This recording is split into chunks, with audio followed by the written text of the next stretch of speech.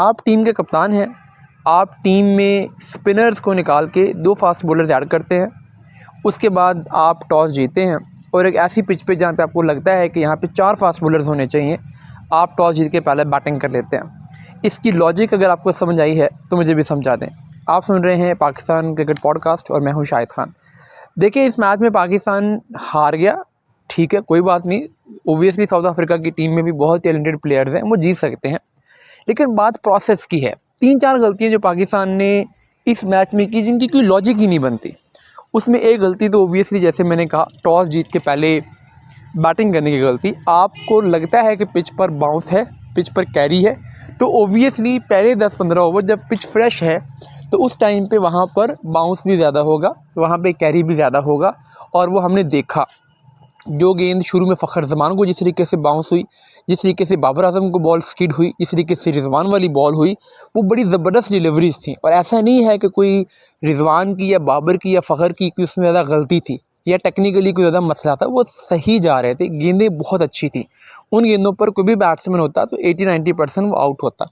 तो वो पहले 10-15 ओवर पिच में जो कुछ बाउंस वगैरह था वो निकला। उसी के बाद उसी पिच पे जहाँ पे पाकिस्तान के 25-30 रन पे 3 विकेटें गिर जाती हैं, वहाँ पाकिस्तान की टीम 270 करती है।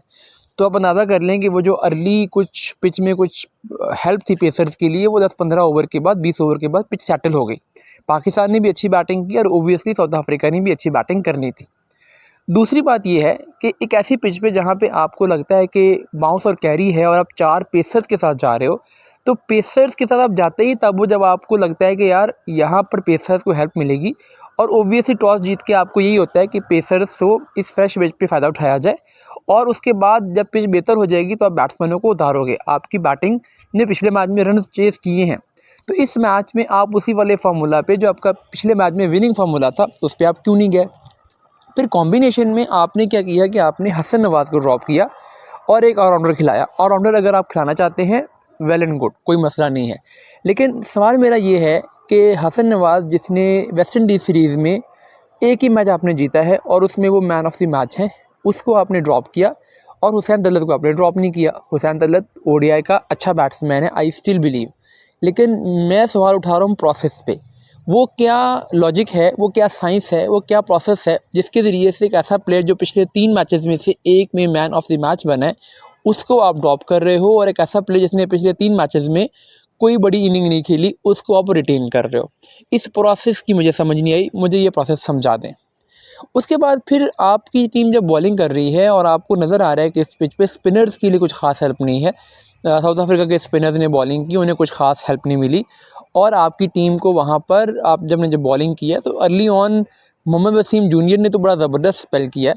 शुरू वाला जो पहला स्पेल था उसका, नसीम शाह का भी पहले ओवर के बाद वो अच्छा स्पेल करवा रहे थे। फिर आपको जब पता है कि साउथ अफ्रीका की तकरीबन 90 रन या 100 रन हैं और एक ही आउट है, तो वहाँ पे आप स्पिनर से इतने ओवर क्यों करवाते हो? वहाँ पे आपके स्पिनर्स 5 ओवरों में 50 रन खाते हैं और फिर आप दोबारा पेसर्स को लेके आते हो।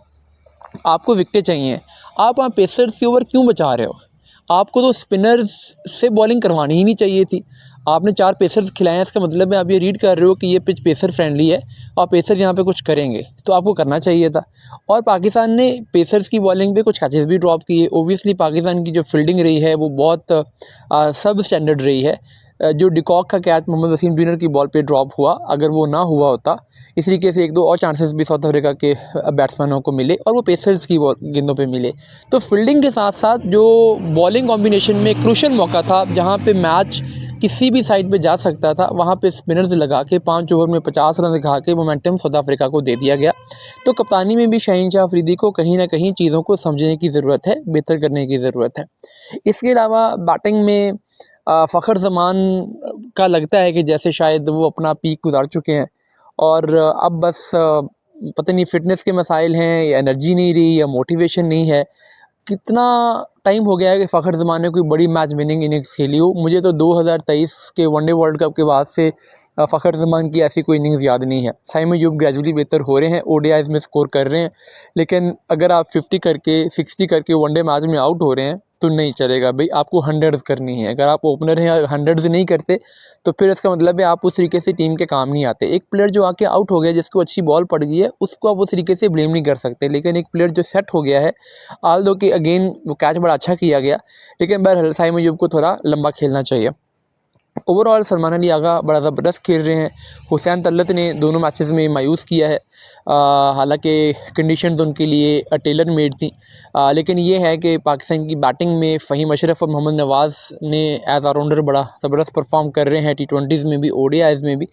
पाकिस्तान की फ़ास्ट बॉलिंग नई बॉल के साथ खासी डिसपॉइंटिंग रही है। दोनों मैचेस में नई बॉल के साथ पाकिस्तान से आउट नहीं हुए।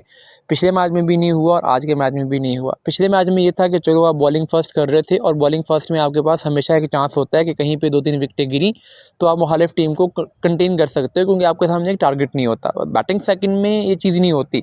अगर आप 250 चेज़ करते हुए 100 पे या 120 पे एक आउट हैं, तो इसका मतलब है आप मैच वहीं पे हार चुके हैं। वहाँ पे अगर आप 1-2 विकेटें गिरा भी लें तो अब मैच में वापसी नहीं हो सकती। तो पाकिस्तान के नई बॉल बॉलर्स को भी बहरहाल इस मामले में थोड़ा सा अपनी बॉलिंग में बेहतरी लाने की ज़रूरत है।